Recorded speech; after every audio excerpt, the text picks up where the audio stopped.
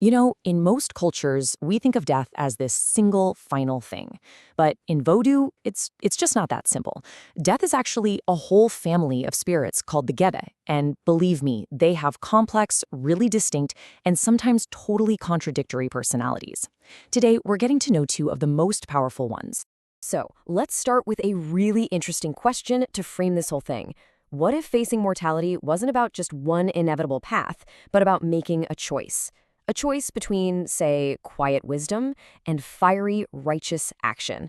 That's really the heart of the story we're about to dive into.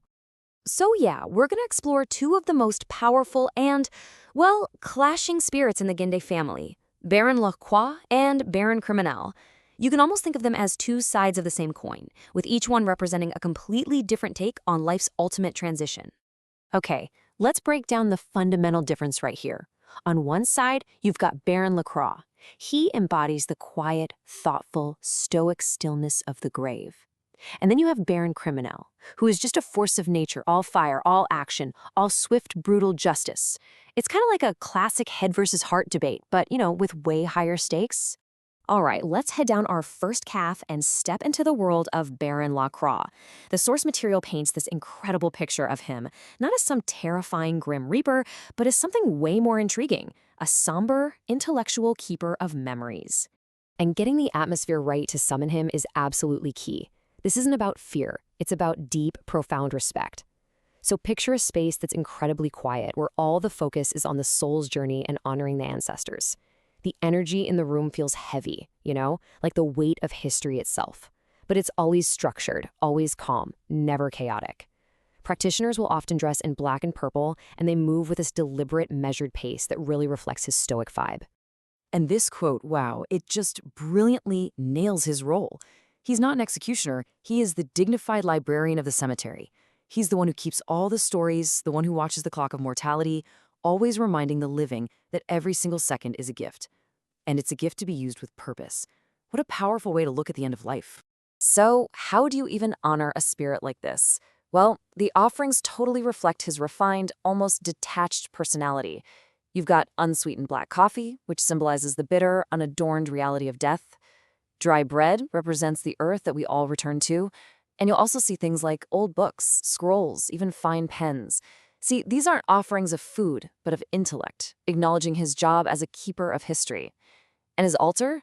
It has to be immaculately clean, showing his deep preference for order over chaos. All right, deep breath. We're about to shift gears completely. We are leaving that quiet library and stepping into something way more intense. We're entering the forge of Baron Kriminel, the fiery enforcer. The energy here is the total opposite, and you're going to feel it right away. Yeah, forget all that somber quiet. The ritual for Baron Kriminel is a high-energy, volatile experience. The air is thick with the smell of pungent herbs, and you hear this rapid, forceful drumming that isn't just an invitation, it's a demand for his attention. This whole ceremony is physically demanding, preparing everyone for a raw, visceral encounter with a seriously fierce spiritual defender.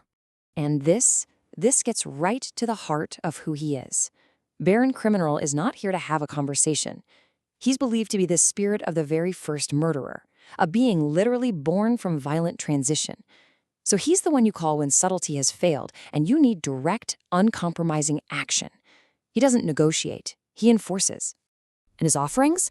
They're all designed to feed that fire. He's famous for piment, which is this potent rum infused with 21 super hot peppers, meant to literally ignite his presence. And forget dry bread. He gets spiced or even raw meat to satisfy that primal nature. And look at his altar. Iron nails, chains, knives. These aren't for deep thought. They are tools of power, meant to bind enemies and just tear down obstacles. Now the offerings and the atmosphere, they tell us a lot. But the truest distinction, the most dramatic way you can see their differences, is when they actually manifest. This is when the practitioner, the medium, is possessed by the spirit. I mean, just look at this contrast. When Baron Croix arrives, the medium might go perfectly still or move with this eerie, slow-motion grace that just commands the entire room. But Kriminel, his arrival is the polar opposite. Sudden, violent, jerking movements. It's a physical explosion of chaos and raw power. and their voices are just as stark. Baron Lacroix might speak in whispers or maybe in riddles, offering these profound insights you have to lean in close to even hear. Baron Kriminel, though, he arrives with a voice that can be a loud, commanding roar, demanding his pepper and taking control of the room immediately. So you've got one offering wisdom and the other offering a pure shock to the system. Lacroix gives you these deep, philosophical thoughts on time, on life, on the importance of your family line. Kriminel, on the other hand, often uses foul, shocking language. But here's the thing, the purpose isn't just to be crude. It's to strip away everyone's social masks and force them into a state of raw, undeniable alertness. So this brings us to the big question, right? I mean, given how demanding and totally different these two spirits are, why on earth would a practitioner choose one over the other? When do you need a philosopher? And when do you need a fighter? And this just sums up the choice beautifully. It's a decision between two fundamental human needs.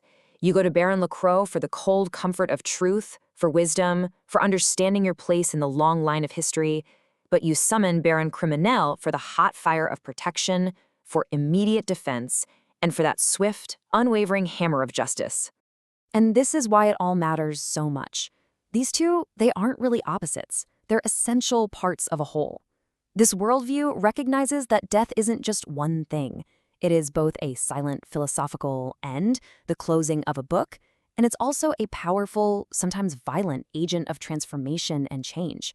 And to really understand life, you have to be ready to face both. So as we wrap this up, I'll leave you with this to think about. If you were faced with a challenge, one that made you reach beyond the veil, which path would you choose? Would you go for the one that offers the quiet, unvarnished truth, or the one that wields the hammer of justice? It's a question that really reveals a lot about what we truly value